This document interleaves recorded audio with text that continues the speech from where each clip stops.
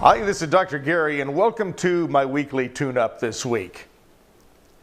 Over the years, as I've worked with so many people, whether it's people that are in a relationship, couples, or business people, partnerships, individuals, I have discovered that there's one thing that gets in the way of not only good intentions, gets in the way of our confidence, it gets in the way of the way we feel about ourselves, and really, it literally can destroy happiness in our life. This one thing is the thing that we primarily have believed to think is a good thing, and really it's not that good of a thing. What is it? It's called expectations. Expectations in a relationship are deadly. Expectations in a relationship sound like, well, if you would just come home and say something nice to me once in a while, or, wow, I wish when you would come home that you would at least smile at me and tell me that you love me. Or maybe in a business, expectations are expecting your boss to say, wow, you're doing a great job. Or expectations in businesses and relationships and partnerships are when we go into that partnership or that relationship expecting that other person to behave in the way we behave. We're expecting them to be like us. How about this one? We're wanting to get married to someone and we're in this relationship and we're engaged and we just know once we marry that person they'll change. We expect that. Think about this in your own life. What are you expecting? Are you expecting someone else to be a certain way so you can be happy? Are you expecting things to go a certain way so all the bills get paid? You're setting yourself up for disappointment when that happens. Boy, I tell you what, I've lived that. I've learned this the hard way myself. I have huge expectations on people, love, relationships, performance. I have huge expectations on myself, and fortunately enough, I have been blessed with a lot of gifts, know how to do a lot of different things reasonably well, as many of you do. Each one of us have our, as I say, our virtues, and we also have our frailties. Let's focus on the virtues, right? However, when I get into a relationship or a friendship or a business encounter with someone, I expect them to perform in a certain way based upon my own belief system, the way I understand the way things ought to be. But remember what we're talking about here. Everyone's belief system, everyone's understanding of the world is different than ours. When we go into a relationship, whether it's business, romantic, even with our children, because they're our children doesn't mean they're like us and their beliefs are the same as ours. By expecting them to be like you, whether it's your lover, your business partner, or your children, is ridiculous. What I want you to think about today is look at your own expectations and how much of this you project on someone else.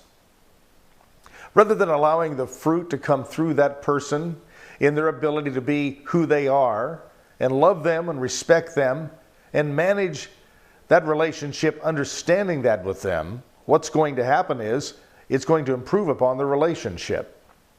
How many times do we have couples that the person thinks they're going to change the other person?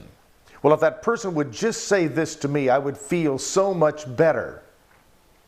Ask yourself, what is there about you that has to happen? Is it a devaluation in yourself where you're not devaluing yourself or valuing yourself enough? Or you're finding the balance between devaluation and valuation? Ask yourself, what is there about me that makes it so important that other person has to say that for me to be okay? Always understand that when we expect something from someone else, we're setting yourself up for failure. I always say in relationships, if you have a relationship with someone, expect absolutely nothing from them. And anything that comes from it then is a bonus. But boy, we get into these relationships and we think, oh, wow, this is the girl, this is the guy. I know this is going to happen. I'm going to be taken care of in a certain way. And then it doesn't happen, and then we think the other person is a schmuck. Well, who put the expectations on them? If you can go into these relationships understanding that most people are doing the best they can, Most people get up in the morning saying, I want this to be a good day. They never say, I want to disappoint Molly or Mary or Bob. In fact, it's the opposite. However, it does happen. And when it happens, it can create disastrous results in our interactions with other people. This week, what I want all of us to do, I'm paying attention to this myself all the time. Your expectations are someone else's fantasy. Also, you can say your expectations are nobody else's business because they are innocent of your expectations.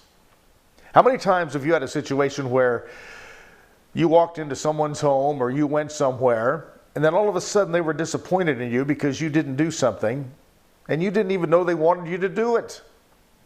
They expected you to do it. Feels good, doesn't it?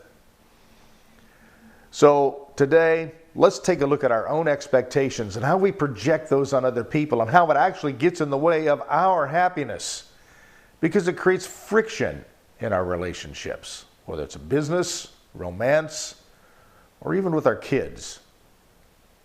Because we went to school and got A's doesn't mean our children can, because school's different now than it was when we went to school, especially me. So we cannot expect people of this generation to behave like the people of our generation. In fact, that's the last thing we want. We want people to advance from that. And I know a lot of people today complain that think all of our youngsters today are not advancing the way we did. You know what? They're better than we were. They're smarter. They're more prepared for this crazy world we're living in than we were. Expect ourselves to behave ourselves in our own mind and love them anyway. Understand, your ability to feel love is also directly linked to your ability to give love unconditionally, without expectation. If someone is loving you the best they can, love them back and understand that's the best they can. And if it's not good enough for you, then you have a decision to make. However, most likely your own expectations are getting in the way of your own happiness. Get those under control. You're going to notice a direct change in correlation to the way you feel today. Until next time, this is Dr. Gary wishing you an extraordinary week. I appreciate all of your feedback. Thank you for watching. Send these to people that you think they can help. And above all, thanks for being part of our Tune Up family. Bye-bye.